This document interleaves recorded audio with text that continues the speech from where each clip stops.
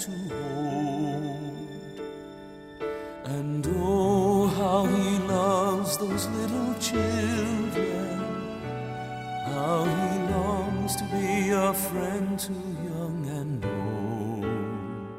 His tender spirit welcomes all who seek him. His giving heart asks nothing in return.